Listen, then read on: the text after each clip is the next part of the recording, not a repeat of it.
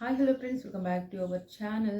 ದಯವಿಟ್ಟು ನಮ್ಮ ಚಾನಲನ್ನು ಸಬ್ಸ್ಕ್ರೈಬ್ ಮಾಡ್ಕೊಳ್ಳಿ, ಸಪೋರ್ಟ್ ಮಾಡಿ. HSTR GPSTR VA ಯಾರೆಲ್ಲ ಓದ್ತಾ ಇದ್ದೀರಿ ಅವರಿಗೆಲ್ಲ ನನ್ನ ಕಡೆಯಿಂದ ಆಲ್ ದ ಬೆಸ್ಟ್.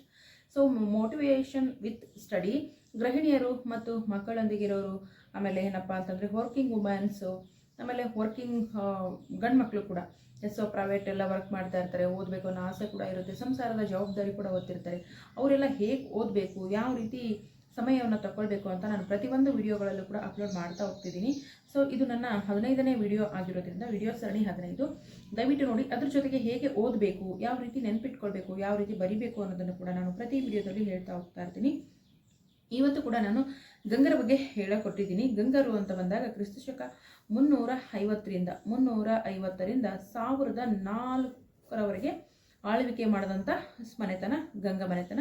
ಗಂಗರಾಜ ವಂಶದ ಉನ್ನತಿ ಮತ್ತು ಅವನತಿ ಕರ್ನಾಟಕದ ಇತಿಹಾಸದ ಆದಿಭಾಗದ ಒಂದು ಮುಖ್ಯವಾದ ಅಧ್ಯಾಯವಾಗಿದೆ ಅಂತ ಹೇಳ್ಬೋದು.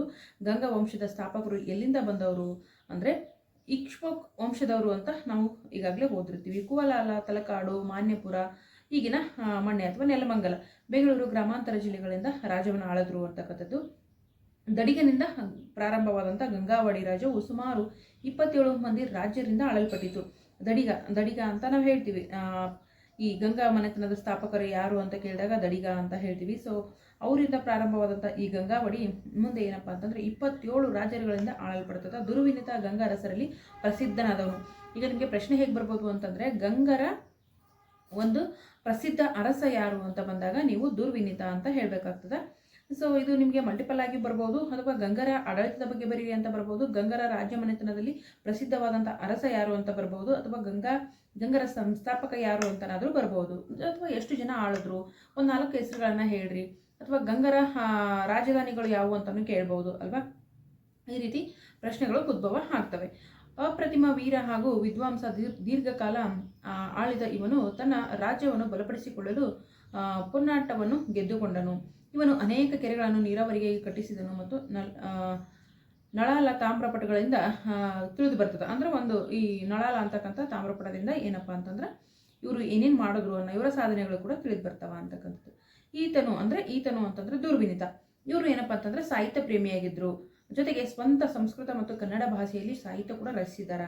ಗುಣಾಢ್ಯನ ಒಡ್ಡಾಕತ ಗ್ರಂಥವನ್ನು ಪ್ರಾಕೃತದಿಂದ ಸಂಸ್ಕೃತಕ್ಕೆ ಭಾಷಾಂತರಿಸಿದವರು ಯಾರು ಅಂತಂದ್ರೆ ದುರ್ವಿನಿತ ಅಂತ ಹೇಳ್ಬೋದು. ದುರ್ವಿನಿತ ಏನು ಮಾಡ್ತಾರ, ಈ ಗುಣಾಢ್ಯನ ಒಡ್ಡಾಕತ ಅಂತಕ್ಕಂಥ ಗ್ರಂಥವನ್ನ ಪ್ರಾಕೃತದಲ್ಲಿ ಬರೆದಿರ್ತಾರೆ ಅವರು, ಅದನ್ನ ಸಂಸ್ಕೃತಕ್ಕೆ ಭಾಷಾಂತರಿಸಿದಂಥ ಅರಸ ಯಾರು ಅಂತಂದ್ರೆ ದುರ್ವಿನಿತ. ಗಂಗರ ಕೊಡುಗೆಗಳ ಬಗ್ಗೆ ಬರೀರಿ. ಗಂಗರ ಕೊಡುಗೆಗಳು ಅಂತ ಬಂದಾಗ ಸೊ ನಮಗೆ ಸುಮಾರು ಇರುತ್ತೆ, ಅದರಲ್ಲಿ ನಾವು ಸ್ವಲ್ಪನಾದರೂ ನೆನ್ಪಿಟ್ಕೊಳ್ಳೇಬೇಕಲ್ವಾ. ರಾಜನಿಗೆ ಸಹಾಯಕವಾಗಿ ಮಂತ್ರಾಲೋಚನೆ ಸಭೆ ಇತ್ತು. ಮಂತ್ರಿಗಳು ವಿವಿಧ ಆಡಳಿತ ಶಾಖೆಗಳಲ್ಲಿ ಮೇಲ್ವಿಚಾರಣೆ ನಡೆಸ್ತಿದ್ರು. ಗ್ರಾಮಾಡಳಿತವು ಸುವ್ಯವಸ್ಥಿತವಾಗಿತ್ತು. ಗ್ರಾಮ ಸಭೆ ಭೂಕಂದಾಯದ ತೆರಿಗೆ, ನ್ಯಾಯ, ನೈರ್ಮಲ್ಯ ಸಂರಕ್ಷಣೆಗಳನ್ನು ಕೂಡ ಗಮನಿಸ್ತಾ ಇದ್ರು ಅಂತಕ್ಕಂಥ.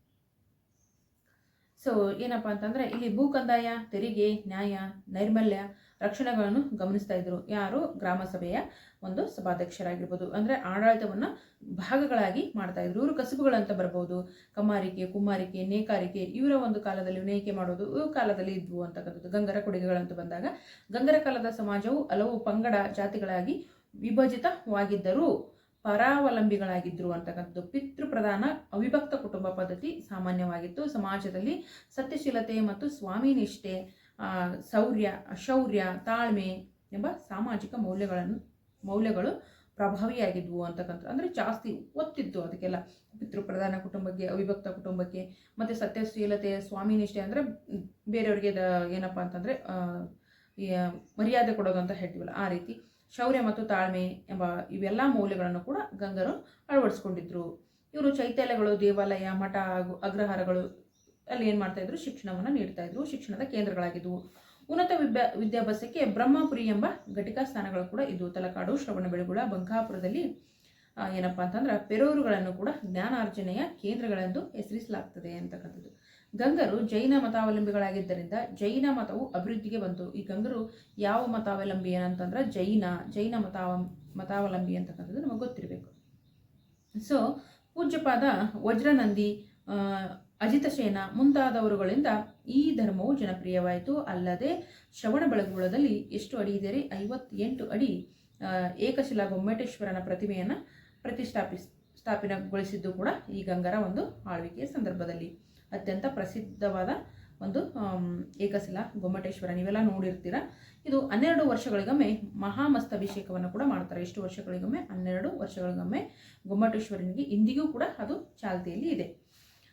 ಬಾಹುಬಲಿ ಅಥವಾ ಗೊಮ್ಮಟೇಶ್ವರ ಅಂತ ಬಂದಾಗ ಶ್ರವಣಬೆಳಗೊಳದಲ್ಲಿದೆ ಅಂತ ನಿಮಗೆಲ್ಲ ಗೊತ್ತು. ಸೊ ಸಾಧ್ಯವಾದರೆ ಒಮ್ಮೆ ನೋಡಿ ಬನ್ನಿ. ಟೀಚರ್ ಆದರೆ ಪಕ್ಕ ಹೋಗ್ತೀರಲ್ವಾ? ನೀವೇನಾದರೂ HSTR ಅಥವಾ GPSTR ಶಿಕ್ಷಕರಾದರೆ ಮಕ್ಕಳ ಜೊತೆ ನೀವು ಕೂಡ ಏನಂತಂದರೆ ಪ್ರವಾಸ ಕೈಗೊಳ್ಳುವಂಥ ಸಮಯ ಸಂದರ್ಭಗಳು ಒದಗಿ ಬರ್ತವೆ. ಆಗ ಹೋಗಿ ನೋಡಿ ಬರ್ಬೋದು ಅಲ್ವಾ? ಅದಕ್ಕಾಗಿ ಏನು ಮಾಡಬೇಕು ಅಂದರೆ ಸತತ ಪ್ರಯತ್ನ ಮಾಡಿ, ಯಾರ ಮಾತಿಗೂ ತಲೆ ಕೆಡಿಸ್ಕೊಬೇಡಿ. ನಾನು ಓದಿನ ಜೊತೆಗೆ ಮೋಟಿವೇಶನ್ ಕೂಡ ಮಾಡ್ತಾ ಇರ್ತೀನಿ ನಿಮಗೆಲ್ಲ. ಯಾಕಂದರೆ ಸಮಸ್ಯೆ ಯಾರಿಗಿಲ್ಲ, ಎಲ್ರಿಗೂ ಸಮಸ್ಯೆ ಇದೆ. ಇದೇನು ರೀ ಬುಕ್ಸ್ ಗೀಸ್ತಾ ಇದ್ದೀರಾ? ಇಲ್ಲ, ಇದು ಪೆನ್ಸಿಲು, ಆಮೇಲೆ ಎರೇಂಜ್ ಮಾಡ್ಬೋದು. ಆಮೇಲೆ ನಮ್ಮದೇ ಸ್ವಂತ ಬುಕ್ಸ್ ಆಗಿರೋದ್ರಿಂದ ನಾವು ಏನು ಮಾಡಿದ್ರು ಕೂಡ ಪ್ರಾಬ್ಲಮ್ ಇಲ್ಲ. ಯಾರಾದರೂ ಬೇರೆಯವ್ರ ಬುಕ್ ಓದೋಕೆ ಇಸ್ಕೊಂಡು ಮತ್ತೆ ಅವ್ರಿಗೆ ರಿಟರ್ನ್ ಮಾಡಬೇಕು ಅಂದರೆ ಕಷ್ಟ ಆಗುತ್ತೆ. ಸೊ ಈ ರೀತಿ ಪ್ರಯತ್ನ ಪಡಿ. ಬಾದಾಮಿ ಚಾಲುಕ್ಯರು ಮತ್ತು ಕಂಚಿಯ ಪಲ್ಲವರು ಅಂತ ಬಂದಾಗ ಸೊ ಇವ್ರ ಬಗ್ಗೆ ಕೂಡ ಸ್ವಲ್ಪ ತಿಳ್ಕೊಳ್ಳೋಣ. ಹೆಂಗೆ ಓದ್ಬೇಕು ನಾವು? ಬಾದಾಮಿ ಚಾಲುಕ್ಯರು ಅಂತ ಬಂದಾಗ ಫಸ್ಟ್ ನಮಗೆ ಇಸ್ವಿ ಗೊತ್ತಿರಬೇಕು. 540 753 ಕ್ರಿಸ್ತ ಶಕನ ಕ್ರಿಸ್ತ ಪೂರ್ವನ ಅಂತ ಪ್ರಶ್ನೆ ಬರುತ್ತೆ. ಇಲ್ಲಿ ಕ್ರಿಸ್ತ ಶಕ ಅಂತಕ್ಕಂಥದ್ದು. ಈ ಕ್ರಿಸ್ತಶಕ 6ನೇ ಶತಮಾನದಲ್ಲಿ ಕರ್ನಾಟಕದಲ್ಲಿ ಮಹಾನ್ ಶಕ್ತಿಶಾಲಿ ರಾಜರುಗಳು ಆಳಿರ್ತಾರೆ. ಅವರೇ ಇವರು ಬಾದಾಮಿ ಚಾಲುಕ್ಯರು. ಕರ್ನಾಟಕದ ತಮ್ಮ ಸಾರ್ವಭೌಮಾಧಿಕಾರವನ್ನು ಸ್ಥಾಪಿಸಿ ಸುಮಾರು 2 ಶತಮಾನಗಳ ಕಾಲ ಅವಿಚ್ಛಿನ್ನವಾಗಿ ಅಪಾರ ವೈಭವದಿಂದ ರಾಜ್ಯಭಾರ ಮಾಡಿದವರು. ದಕ್ಷಿಣ ಭಾರತ ಇತಿಹಾಸದಲ್ಲಿ ಪ್ರಮುಖ ಪಾತ್ರ ವಹಿಸಿದ ಚಾಳುಕ್ಯ ರಾಜಮನೆತನ ಭಾರತದ ಪ್ರಬಲ ರಾಜ್ಯಮನೆತನಗಳಲ್ಲಿ ಒಂದು ಅಂತಕ್ಕಂಥದ್ದು. ಸೊ ಚಾಳುಕ್ಯರು ಆಳ್ವಿಕೆ 6ನೇ ಶತಮಾನದಿಂದ ಆರಂಭಗೊಂಡು 8ನೇ ಶತಮಾನದ ಮಧ್ಯಭಾಗದಲ್ಲಿ ಕೊನೆಗೊಂಡಿತು. ಅಂದರೆ ನೋಡಿ, 2 ದಶಕಗಳ ಕಾಲ, 2 ಶತಮಾನಗಳ ಕಾಲ ಅವ್ರು ಏನು ಮಾಡಿದಾರೆ? ಆಳ್ವಿಕೆ ಮಾಡಿದ್ದಾರೆ. ರಾಜ ಜಯಸಿಂಹನು ಈ ವಂಶದ ಸ್ಥಾಪಕ. ಯಾವ ವಂಶದ ಸ್ಥಾಪಕ? ಈ ಬಾದಾಮಿ ಚಾಲುಕ್ಯರ ಒಂದು ವಂಶದ ಸ್ಥಾಪಕ. ಯಾರಂದ್ರೆ ಜಯಸಿಂಹ ಅಂತಕ್ಕಂಥವ್ರು. ಇದು ಬಹಳನೇ ಮುಖ್ಯ. ಸೊ ಜಯಸಿಂಹ ತದನಂತರ ಏನಾಗ್ತದ? ಈ ಜಯಸಿಂಹ ಆರಂಭ ಮಾಡ್ತಾರೆ. ಹೆಂಗೆ ಮಾಡ್ತಾರೆ? ಈ ವಂಶದ ಸ್ಥಾಪಕರು. ಈ ರಾಜ ವಂಶವನ್ನು ಅತ್ಯಂತ ಶಕ್ತಿಶಾಲಿ ಮತ್ತು ಹೆಸರಾಂತ ಚಕ್ರವರ್ತಿ ಅಂತಂದ್ರೆ ಅವರೇ ಇಮ್ಮಡಿ ಪುಲಿಕೇಶಿ.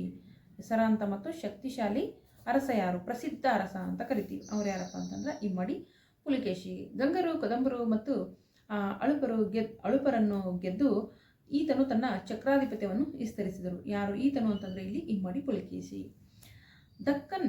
ದಕ್ಷಿಣ ದಕ್ಕನ್ನಲ್ಲಿ ಪಲ್ಲವರು ತಮ್ಮ ವೈಭವ ಕಾಲದಲ್ಲಿದ್ದರು.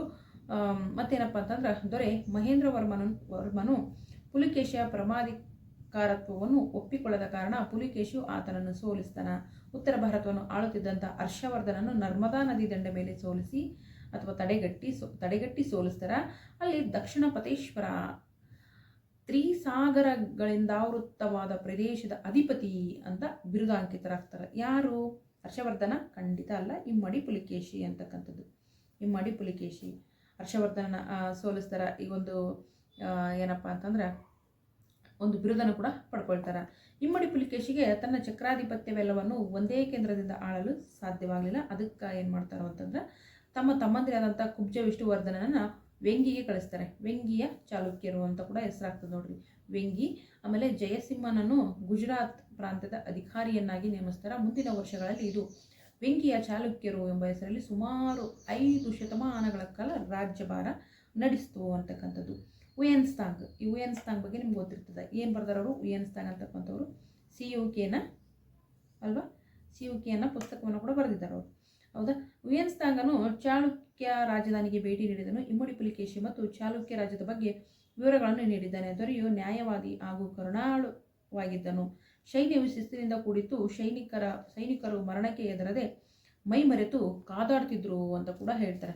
ಹಿಂಗಂದ್ರೆ ಯೋಧರಂದ್ರೆ ಹೆಂಗಿರ್ಬೇಕು ಅಂತಕ್ಕಂಥ. ಪ್ರಜೆಗಳು ಸತ್ಪ್ರಿಯರಾಗಿದ್ದರು, ಸಂತೋಷ ಚಿತ್ತರು, ಸ್ವಾಭಿಮಾನಿಗಳು, ಸಂಪದ್ಭರಿತರು, ಗೌರವ ಪ್ರಿಯರು ಹಾಗೂ ರಾಜನಿಷ್ಠರು ಕೂಡ ಆಗಿದ್ರು. ರಾಜನು ಅತ್ಯಂತ ಗೌರವ ಮತ್ತೆ ಕೊಡ್ತಾ ಇದ್ರು. ಅಂತೆಯೇ ರಾಜನಿಗೆ ಪ್ರಜೆಗಳಲ್ಲಿ ಅಪಾರ ಪ್ರೀತಿ ಇತ್ತು ಅಂತ ಕೂಡ ಬರೆದಿದ್ದಾರೆ. ಇಮ್ಮಡಿ ಪುಲಿಕೇಶ ಆಶಾವಾದಿ ಚಕ್ರವರ್ತಿಯಾಗಿದ್ದನು.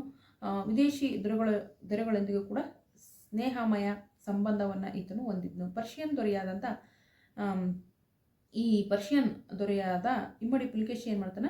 ಇಮ್ಮಡಿ ಪುಲಿಕೇಶಿಯ ಒಂದು ರಾಯಭಾರಿ ಸಂಬಂಧವನ್ನು ಕೂಡ ಹೊಂದಿರ್ತಾನೆ. ಅವು ಯಾರಂದ್ರೆ ಖುಸ್ರು ನೊಡೆನೆ ರಾಯಭಾರಿ ಸಂಬಂಧನ ಹೊಂದಿರ್ತಾನೆ ಈ ಮಡಿ ಪುಲಿಕೇಶಿ. ಪರ್ಷಿಯನ್ ದೊರೆಯಾದಂಥ ಈ ಖುಸ್ರುವಿನೊಡನೆ ಏನು ಮಾಡ್ತಾನೆ, ರಾಯಭಾರಿ ಸಂಬಂಧವನ್ನು ಕೂಡ ಹೊಂದಿರ್ತಾರ ಅಂತ ಈ ಅರಬ್ ಇತಿಹಾಸಕಾರರು ತಿಳಿಸ್ತಾರೆ.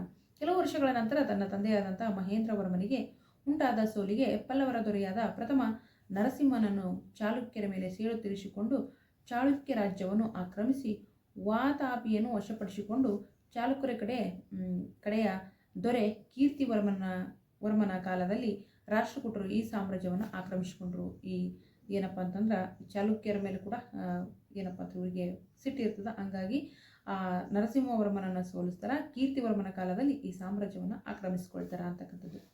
ಚಾಲುಕ್ಯರ ಕೊಡುಗೆಗಳು ಅಂತ ಬಂದಾಗ ನಮ್ಮ ನಾಡು ನುಡಿ ಸಂಸ್ಕೃತಿಗಳನ್ನು ಬೆಳೆಸಿ ಪೋಷಿಸಿ ರಕ್ಷಿಸಿ ಧರ್ಮ ಸಾಹಿತ್ಯ ಕಲೆ ವಾಸ್ತುಶಿಲ್ಪದಲ್ಲಿ ಅಗಾಧ ಕೊಡುಗೆಯನ್ನು ನೀಡಿದ್ರು. ಈ ದೇಶಕ್ಕೆ ಕರ್ನಾಟಕ ಎಂಬ ಹೆಸರು ಕೊಟ್ಟವರೇ ಇವರು. ಯಾರು ಇವರೇ ಅಂದರೆ ಚಾಲುಕ್ಯರು. ಚರಿತ್ರೆಯಲ್ಲಿ ಬಾದಾಮಿ ಚಾಲುಕ್ಯರ ಆಳ್ವಿಕೆ ಅತ್ಯಂತ ಶ್ರೇಷ್ಠವೂ ವೈಭವವೂ ಆದ ಒಂದು ಯುಗ. ಈ ಯುಗವು ಸೈನಿಕ ಕ್ಷೇತ್ರದಲ್ಲಿ ಅಲ್ಲದೆ ಕಲೆ ಮತ್ತು ಸಾಹಿತ್ಯ ರಂಗಗಳಲ್ಲಿ ಕೂಡ ಹಾಗೇ ಗಮನಾರ್ಹವಾದಂಥದ್ದು ಅಂತ. ಸುಮಾರು 200 ವರ್ಷಗಳ ಕಾಲ ಆಡಳಿತ ನಡೆಸಿದ್ರು. ರಾಜ ಸಕ್ರಿಯವಾಗಿ ಆಡಳಿತದಲ್ಲಿ ಭಾಗವಹಿಸುತ್ತಿದ್ದ. ರಾಜ್ಯವನ್ನು ವಿಷಯ ಜಿಲ್ಲೆ ಎಂಬುದಾಗಿ ವಿಂಗಡಿಸಿ ವಿಷಯಾಧಿಪತಿಯು ನೋಡಿಕೊಳ್ಳುತ್ತಿದ್ದ. ಗ್ರಾಮವು ಆಡಳಿತ ಘಟಕಗಳಲ್ಲಿ ಅತ್ಯಂತ ಚಿಕ್ಕದು. ಈ ಗ್ರಾಮ ಅಂತಕ್ಕಂಥದ್ದು ಬಹಳ ಚಿಕ್ಕದೊಂದು ಆಡಳಿತ ಘಟಕದಿಂದ ನೋಡಿದಾಗ. ಗ್ರಾಮದ ಮುಖ್ಯಸ್ಥರು ಲೆಕ್ಕಪತ್ರಗಳ ವಹಿವಾಟುಗಳನ್ನು ನೋಡ್ಕೊಳ್ತಾ ಇದ್ದರು. ಚಾಳುಕ್ಯರು ಶೈವ ವೈಷ್ಣವ ಜೈನ ಮುಂತಾದ ಎಲ್ಲ ಪಂಥಗಳ ಸಂಪ್ರದಾಯವನ್ನು ಕೂಡ ಪ್ರೋತ್ಸಾಹಿಸಿದ್ರು. ಅವರು ಏನಪ್ಪ ಅಂತಂದರೆ ಜೈನರ ಬಗ್ಗೆ ಕೂಡ ಅವರಿಗೆ ಅಭಿಮಾನ ಇತ್ತು. ಅದು ಆ ಧರ್ಮಕ್ಕೂ ಕೂಡ ಪ್ರೋತ್ಸಾಹ ನೀಡ್ತಾ ಇದ್ರು. ವೈಷ್ಣವ ಮತ್ತು ಶೈವ ಈ 3 ಧರ್ಮಗಳಿಗೂ ಅಪಾರವಾದಂಥ ಏನಪ್ಪ ಅಂತಂದ್ರೆ ಪ್ರೋತ್ಸಾಹನ ಕೊಡ್ತಾ ಇದ್ರು ಅಂತಕ್ಕಂಥದ್ದು. ಅದಲ್ಲದೆ ಪ್ರೋತ್ಸಾಹಿಸ್ತಿದ್ರು. ಜೈನ ದೇವಾಲಯಗಳ ನಿರ್ಮಾಣಕ್ಕೆ ಇವರು ಪ್ರೋತ್ಸಾಹ ನೀಡಿದರು. ಬೌದ್ಧ ವಿಹಾರಗಳು ಕೂಡ ಪ್ರೋತ್ಸಾಹಿಸಿದರು. ಅಷ್ಟೇ ಅಲ್ಲ ರೀ, ಜೈನ ಶೈವ ವೈಷ್ಣವ ಮಾತ್ರ ಅಲ್ಲ, ಬೌದ್ಧ ವಿಹಾರಗಳನ್ನು ಕೂಡ ಇವರು ಏನಪ್ಪ ಅಂತಂದ್ರೆ ಕಟ್ಟಿಸ್ತಾರೆ ಅಂತಕ್ಕಂಥದ್ದು ಪ್ರೋತ್ಸಾಹಿಸಲ್ಪಟ್ಟರು. ಬಾದಾಮಿ ಚಾಲುಕ್ಯರ ಸಾಹಿತ್ಯ ಪ್ರೋತ್ಸಾಹ ನೀಡಿದಂಥ ಕನ್ನಡ ಹಾಗೂ ಸಂಸ್ಕೃತ ಭಾಷೆಗಳು ಚೆನ್ನಾಗಿ ಬೆಳೆದವು. ಕನ್ನಡವು ಅವರ ದೇಶ ಭಾಷೆಯಾಗಿತ್ತು. ಈ ಕಾಲದಲ್ಲಿ ಕಾವ್ಯದಲ್ಲಿ ತ್ರಿಪದಿ ಶೈಲಿಯು ಬೆಳವಣಿಗೆಯಾಯಿತು. ಕನ್ನಡದಲ್ಲಿ ಕೃತಿಗಳು ಇಲ್ಲವಾದರೂ ಅನೇಕ ಶಾಸನಗಳು ಕನ್ನಡದಲ್ಲಿ ಬರೆಯಲ್ಪಟ್ಟಿವೆ. ಈ ಏನಪ್ಪ ಅಂತಂದರೆ ಚಾಲುಕ್ಯರ ಕಾಲದಲ್ಲಿ, ಬಾದಾಮಿ ಚಾಲುಕ್ಯರ ಕಾಲದಲ್ಲಿ ಕನ್ನಡದಲ್ಲಿ ಶಾಸನಗಳನ್ನು ಕೂಡ ಬರೆಯಲಾಯಿತು. ಬಾದಾಮಿಯ ಕಪ್ಪೆ ಆರ್ಯಭಟನ ಶಾಸನ ಒಂದು ಪದ್ಯವು ತ್ರಿಪದಿ ಶೈಲಿಯಲ್ಲಿರುವುದು ಕಂಡುಬರುತ್ತದೆ. ಈ ಕಾಲದಲ್ಲಿ ಸಂಸ್ಕೃತ ವಿದ್ವಾಂಸರುಗಳೆಂದರೆ ರವಿಕೀರ್ತಿ, ವಿಜಿಕಾ ಮತ್ತು ಅಕಳಂಕರು. 2ನೆಯ ಪುಲಿಕೇಶಿಯ ಸೊಸೆಯಾದಂಥ ವಿಜಿಕಾ ಎಂಬ ಕವಿತ್ರಿಯು ಬರೆದ ಕೌಮುದಿ ಮಹೋತ್ಸವ, ಶಿವಭಟ್ಟಾರಕನ ಅರ ಪಾರ್ವತಿಯ ಮುಖ್ಯವಾದ ಸಂಸ್ಕೃತ ನಾಟಕಗಳು ಕೂಡ ಇಲ್ಲಿ ಪ್ರಸಿದ್ಧಿಯನ್ನು ಪಡೆದಿತ್ತು. ಕನ್ನಡದಲ್ಲಿ ಬರೆದಂಥವರು. ಬಾದಾಮಿ ಚಾಲುಕ್ಯರು ಮಹಾನ್ ನಿರ್ಮಾಪಕರು ಹಾಗೂ ಕಲಾಪ್ರೇಮಿಗಳು ಆಗಿದ್ದರು. ಹೌದು, ಬಾದಾಮಿ ಐಹೊಳೆ ಪಟ್ಟದ ಕಡೆಗಳಲ್ಲಿ ಸೊಗಸಾದ ಅತ್ಯುತ್ಕೃಷ್ಟವಾದಂಥ ದೇವಾಲಯಗಳನ್ನು ಕೂಡ ನಿರ್ಮಿಸಿದ್ದಾರೆ. ನೀವು ಬಾದಾಮಿ ಐಹೊಳೆ ಪಟ್ಟದಕಲ್ಲಿಗೆ ಹೋಗಬೇಕು, ಅದು ಎಷ್ಟು ಸುಂದರವಾಗಿದೆ. ಒಂದೊಂದು ಕಲ್ಲುಗಳು ಈಗೇನು ಬಿದ್ದುಬಿಡುತ್ತೋ ಅನ್ನೋ ಥರ. ಒಂದೊಂದು ಗುಹೆಯಲ್ಲಿ ಹೋಗ್ತಿರ್ಬೇಕಾದ್ರೆ ಎಷ್ಟು ಸುಂದರ, 2 ಕಣ್ಣು ಸಾಲಲ್ಲ ನೋಡೋಕ್ಕೆ, ಎಷ್ಟು ಚೆನ್ನಾಗಿರುತ್ತೆ. ಸಾಧ್ಯವಾದರೆ HSTR GPSTR ಟೀಚರ್ಸ್ ಆಗಿ ನೀವು ಬೇಡ ಅಂದರೂ ಕೂಡ ಅಲ್ಲಿಗೆ ನಿಮ್ಮ ಒಂದು ವೃತ್ತಿ ಕರ್ಕೊಂಡು ಹೋಗುತ್ತೆ ಅಂತ ಹೇಳಲಿಕ್ಕೆ ಬಯಸ್ತೀನಿ. ಸೊ ಚಾಳುಕ್ಯ ಶೈಲಿ ಎಂಬ ವಿಶಿಷ್ಟ ಶಿಲ್ಪಕಲಾ ಶೈಲಿಯನ್ನು ಭಾರತೀಯ ವಾಸ್ತುಶಿಲ್ಪದಲ್ಲಿ ಪ್ರಾರಂಭಿಸಿದರು. ಬಾದಾಮಿಯಲ್ಲಿರುವ ಶಿಲೆಯಲ್ಲಿ ಕೊರೆದ ಗುಹ್ಯಾಂತರ ದೇವಾಲಯಗಳನ್ನು ಇವರು ನಿರ್ಮಿಸಿದರು. ಅನೇಕ ಕಲಾವಿದರು ಮತ್ತು ಶಿಲ್ಪಕಾರರಿಗೆ ಇವರು ಪ್ರೋತ್ಸಾಹನ ನೀಡುತ್ತಿದ್ದರು. ಚಾಲುಕ್ಯ ಶೈಲಿಯಲ್ಲಿ ಅತ್ಯುತ್ತಮ ದೇವಾಲಯಗಳು ಐಹೊಳೆ ಮತ್ತು ಪಟ್ಟದಕಲ್ಲುಗಳಲ್ಲಿ ಇದಾವೆ.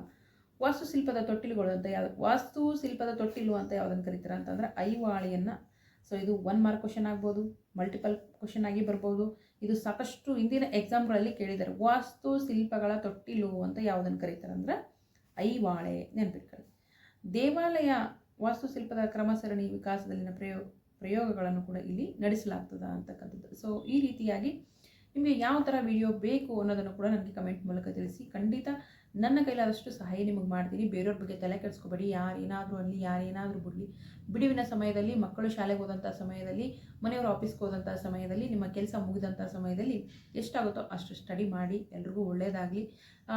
ಪುಸ್ತಕದ ಬಗ್ಗೆ ಮಾಹಿತಿ ಬೇಕು ಅಂದರೂ ಕೂಡ, ಓದೋದ್ರ ಬಗ್ಗೆ, ಬರೆಯೋದ್ರ ಬಗ್ಗೆ, ಅಂದರೆ ಯಾವ ರೀತಿ ರೈಟಿಂಗ್ ಇರುತ್ತೆ ಅನ್ನೋದ್ರ ಬಗ್ಗೆ ಮಾಹಿತಿ ಬೇಕಂದರೂ ಕೂಡ ನನ್ನ ಒಂದು ಈ ಚಾನಲನ್ನು ಸಬ್ಸ್ಕ್ರೈಬ್ ಮಾಡ್ಕೊಳ್ಳಿ, ಕಮೆಂಟ್ ಮಾಡಿ. ಕಮೆಂಟ್ ಮೂಲಕ ನಾನು ನಿಮಗೆ ಉತ್ತರವನ್ನು ಕೊಡ್ತೇನೆ. Thank you so much. Bye.